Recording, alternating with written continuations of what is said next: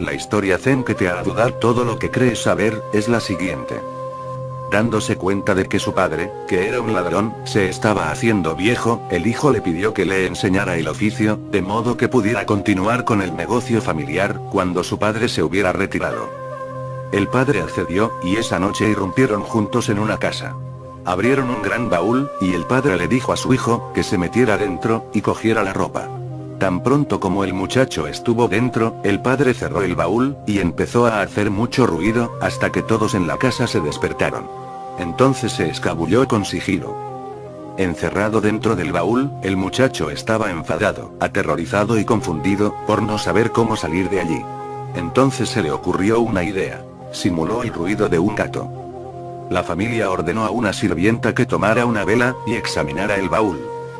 Cuando abrieron la tapa, el muchacho saltó fuera, apagó la vela, salió empujando a un lado a la asombrada sirvienta, y echó a correr. La gente corrió tras él. El muchacho vio un pozo a un lado del camino, y arrojó dentro una gran piedra, y se escondió en la oscuridad. Los perseguidores se reunieron alrededor del pozo, intentando ver al ladrón ahogándose. Cuando el muchacho regresó a casa, estaba muy enfadado con su padre, e intentó contarle la historia. Pero el padre le interrumpió, y dijo: «No te molestes en contarme los detalles, estás aquí, has aprendido el arte. Primero que nada, hay que saber. Los maestros zen tienen que hablar contando historias, porque no pueden crear teorías y doctrinas, solo pueden relatar anécdotas. Son grandes narradores. Jesús está hablando en parábolas, el Buda está hablando en parábolas, los místicos sufís están hablando en parábolas. No es una coincidencia. El cuento, la parábola, la anécdota, son la expresión del hemisferio derecho. Las pruebas, los silogismos, son la expresión del hemisferio izquierdo. Ahora bien, el negocio de un ladrón no es algo científico, es un arte. Se nace ladrón, al igual que se nace poeta. No puedes aprender a ser ladrón, el aprendizaje no te ayudará. Si aprendes, te atraparán. Porque la policía sabe más que tú, ellos han acumulado siglos de aprendizaje. Un ladrón es ladrón de nacimiento. Vive gracias a la intuición, vive gracias a sus presentimientos. Un ladrón no es un hombre de negocios, es un jugador. Lo arriesga todo por casi nada, todo en su negocio es peligroso y arriesgado. Es igual que un hombre religioso. La gente del Zen dice que los hombres religiosos también son como los ladrones, en la búsqueda de Dios también son ladrones. No hay ninguna manera de llegar a Dios mediante la lógica, la razón, la sociedad aceptada, la cultura o la civilización. Rompen el muro en algún lugar, entran por la puerta de atrás. Si a la luz del día no está permitido, entran en la oscuridad. Si no es posible seguir a la multitud en la autopista, abren sus propios caminos individuales en el bosque. Sí, existe una cierta similitud. Solo puedes llegar a Dios si eres un ladrón, un artista en robar el fuego, en robar el tesoro. El padre se iba a jubilar cuando el hijo le pidió: «Antes de que te jubiles, enséñame tu negocio». Debía de ser un gran maestro, no un ladrón corriente. En la historia se dice: tan pronto como el muchacho estuvo dentro, el padre cerró el baúl, y empezó a hacer mucho ruido, hasta que todos en la casa se despertaron. Entonces se escabulló con sigilo. Encerrado dentro del baúl, el muchacho estaba enfadado, aterrorizado y confundido. Pero, ¿qué tipo de enseñanza es esta? Le han colocado en una situación peligrosa. Pero esta es la única manera de enseñar algo de lo desconocido. Esta es la única manera de enseñar algo sobre el hemisferio derecho del cerebro. El hemisferio izquierdo se puede enseñar en las escuelas, se puede aprender, se puede utilizar la disciplina, se pueden usar cursos graduales. Entonces poco a poco, yendo de un curso a otro, os convertís en maestros de la ciencia, y de muchas otras cosas. Pero no puede haber ninguna escuela para el hemisferio derecho, ya que es intuitivo, no es gradual, es repentino. Es como un flash, un relámpago en la noche oscura. Si sucede, sucede. Si no sucede, no sucede. No puedes hacer nada al respecto. Únicamente puedes colocarte en una situación determinada, donde haya más posibilidades de que suceda. Por eso digo que el anciano debe haber sido un verdadero maestro. Cuando el muchacho estaba encerrado dentro del baúl, se sentía enfadado, aterrorizado y confundido. Estos son los 3 estados por los que pasará tu razón. En todas las meditaciones profundas se te hace lo mismo. Encerrado en el baúl, con la llave arrojada a lo lejos, primero te enfadas. Lo puedo entender, es natural. Se te coloca en una situación donde tu vieja mente no puede funcionar. Simplemente te sientes impotente, la vieja mente no puede funcionar, no puedes usarla. Cuando te encuentras en una situación donde tu mente es simplemente inútil, sientes rabia, enfado, y luego terror. Entonces entiendes la situación, y todo lo que has aprendido te parece completamente inútil. De ahí el miedo. No había ninguna manera lógica de salir de aquel baúl. Estaba cerrado desde fuera, el padre había hecho ruido, y toda la casa estaba despierta, la gente estaba moviéndose a su alrededor, buscando, y el padre se había escapado. Ahora bien, ¿hay alguna forma lógica de salir del baúl? La lógica simplemente fracasa, no puedes usar la razón. ¿Qué puedes pensar?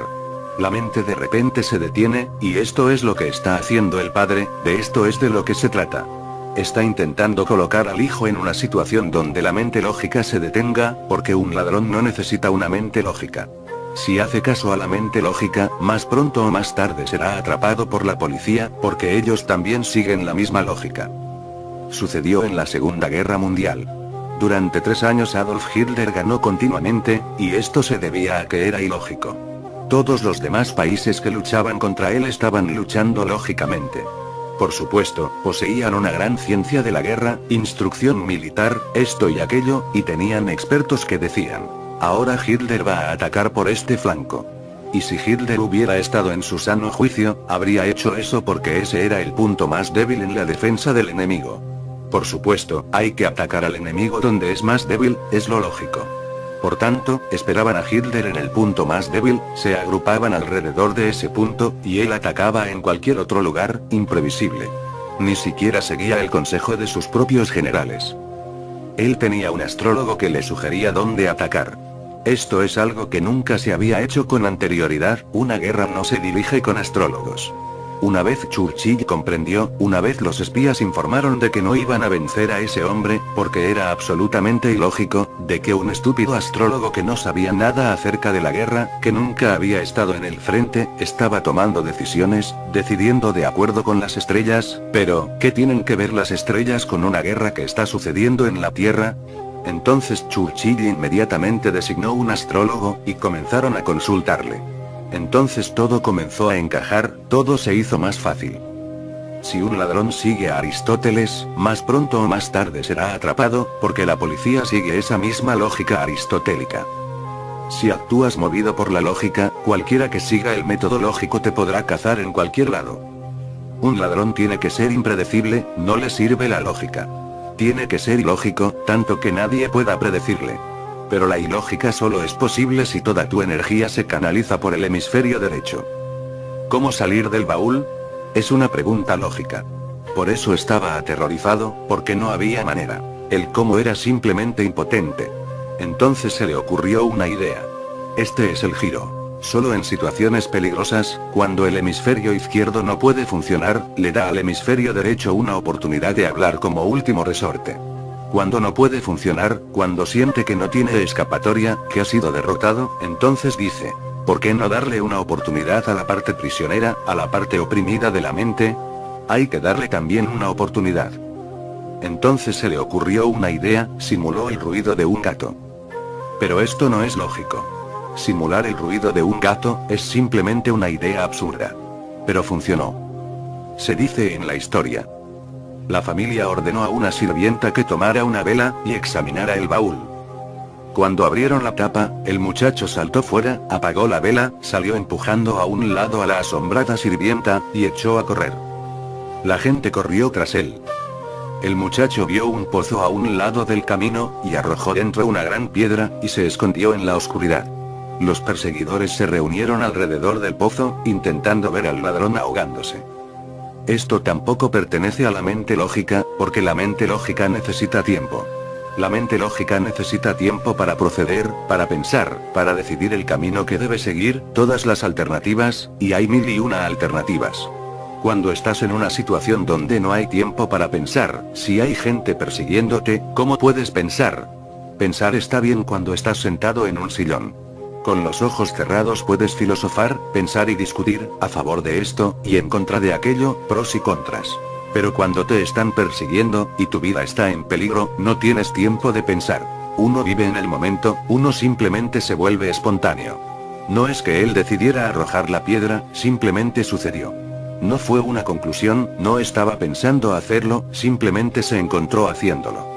Arrojó una piedra en el pozo, y se ocultó en la oscuridad, y los perseguidores se detuvieron, pensando que el ladrón se había ahogado en el pozo. Y cuando el muchacho regresó a casa, estaba muy enfadado con su padre, e intentó contarle la historia. Pero el padre le interrumpió, y dijo: no te molestes en contarme los detalles, estás aquí, has aprendido el arte. ¿Qué sentido tiene contar los detalles? Son inútiles. Los detalles son inútiles en cuanto a la intuición se refiere, porque la intuición nunca es repetición. Los detalles son significativos en todo lo que se refiere a la lógica. Por eso la persona lógica estudia minuciosamente los detalles, de modo que si la misma situación vuelve a suceder, estará bajo su control, y sabrá qué hacer. Pero en la vida de un ladrón jamás se repite la misma situación. Y en la vida real nunca se repite la misma situación. Si tienes tu mente llena de conclusiones, estarás medio muerto, no podrás responder. En la vida, se necesita respuesta, no reacción. Tienes que actuar sin premisas, sin conclusiones previas en tu interior. Tienes que actuar sin un centro. En lo desconocido desde lo desconocido. El zen es exactamente como robar. Es un arte, no es una ciencia. Es femenino, no es masculino. No es agresivo, es receptivo. No es una metodología bien planeada. Es espontaneidad. No tiene nada que ver con teorías, hipótesis, doctrinas, escrituras. Solo tiene que ver con una cosa, que es la consciencia. ¿Qué sucedió en ese momento cuando el muchacho estaba en el interior del baúl? Ante un peligro así, no te puedes dormir. Ante un peligro así tu conciencia se vuelve muy aguda, tiene que hacerlo. Tu vida está en peligro, y tú estás totalmente despierto. Es así como uno debería estar, totalmente despierto en todo momento. Y cuando estás totalmente despierto, sucede este giro. La energía fluye del hemisferio izquierdo al hemisferio derecho. Siempre que estás alerta, te vuelves intuitivo. Te vienen destellos desde lo desconocido, de la nada. Podrías no hacerles caso. Si así fuera te perderías mucho. De hecho, todos los grandes descubrimientos de la ciencia provienen también del hemisferio derecho, no del izquierdo. Debes haber oído hablar de Madame Curie. Ella trabajó duro durante 3 años sobre cierto problema matemático, pero no lo podía solucionar.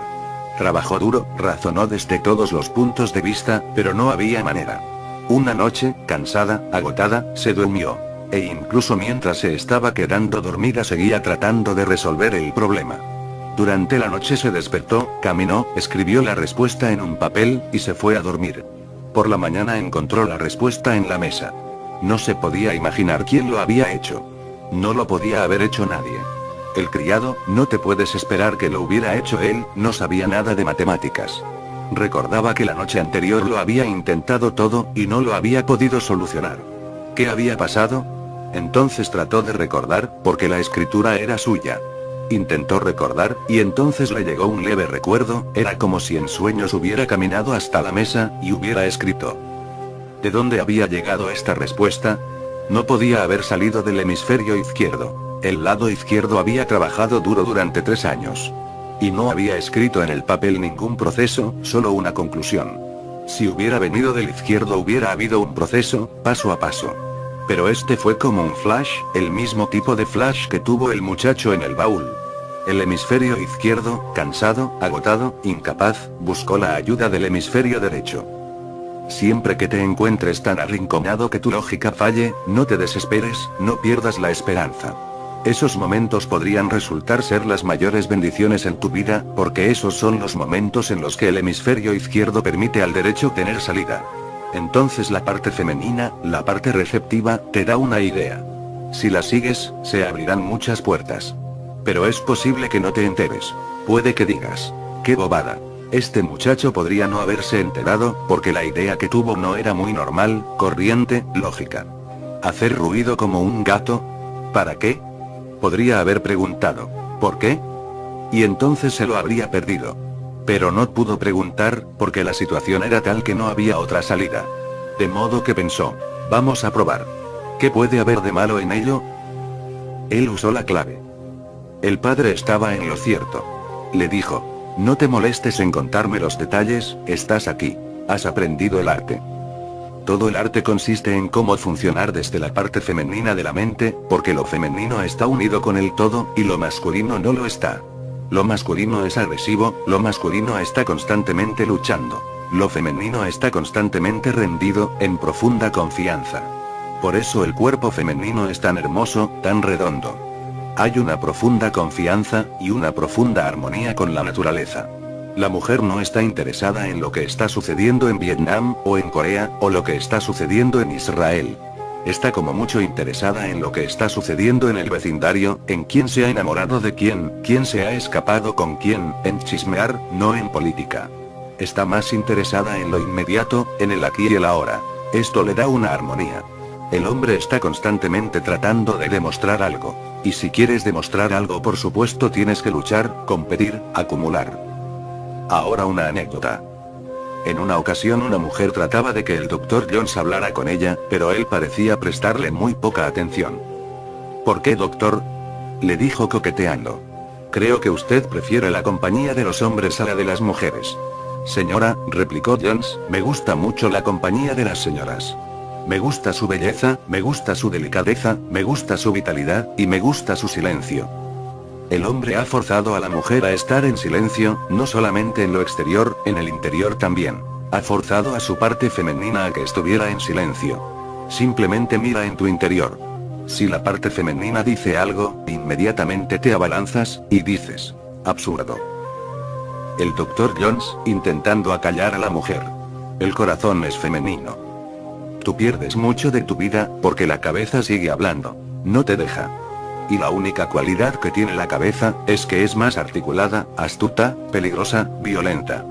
Por su violencia se ha convertido en el líder interno, y este liderazgo interior se ha convertido en el liderazgo exterior para el hombre. El hombre ha dominado también a la mujer en el mundo exterior, la gracia está dominada por la violencia. Observa a los políticos en el mundo. Cuando un partido está en el poder, el partido opuesto comienza a crear problemas en el país. Son los transgresores de la ley, los revolucionarios. Y el partido que está en el poder, sigue creando disciplina. Una vez que los han echado del poder, crearán problemas. Y una vez que el partido opuesto llega al poder, ellos se convierten en los guardianes de la disciplina. Todos ellos son alborotadores. La mente masculina es un fenómeno perturbador, por eso vence, domina. Pero en lo más profundo, aunque puedas alcanzar poder, echas de menos la vida, y en lo más profundo, continúa la mente femenina.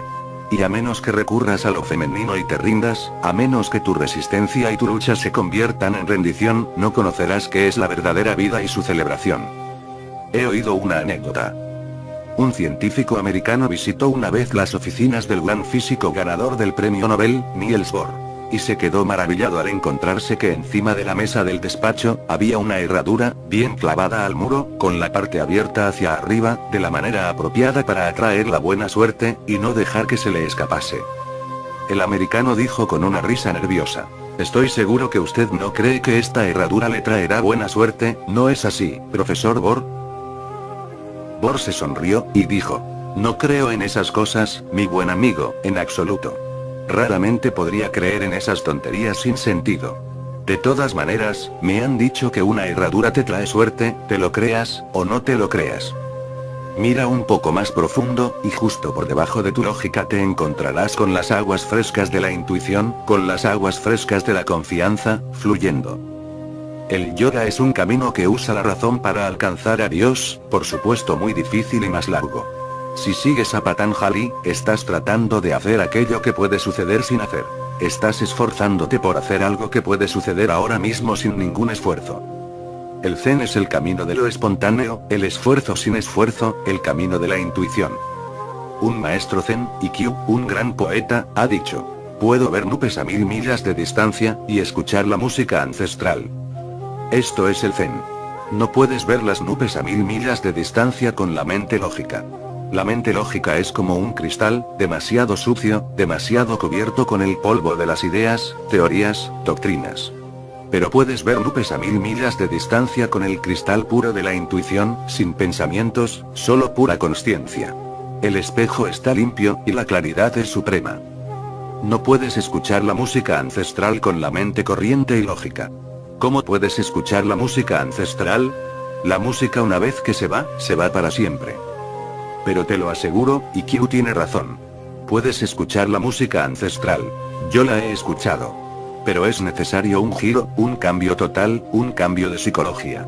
Entonces puedes ver a el Buda predicando otra vez, y puedes escuchar al Buda hablando otra vez. Puedes escuchar la música ancestral, porque es la música eterna, nunca se pierde. Tú has perdido la capacidad de escucharla. La música es eterna. Una vez que recuperas la capacidad, de repente está ahí otra vez. Siempre ha estado ahí, solo tú no estabas ahí. Sé aquí y ahora, y podrás ver también las nubes a 1000 millas de distancia, y escuchar la música ancestral. Vete cada vez más hacia el hemisferio derecho, vuélvete cada vez más amoroso, rendido, confiado. Cada vez más próximo al todo. No trates de ser una isla, hazte parte del continente cósmico.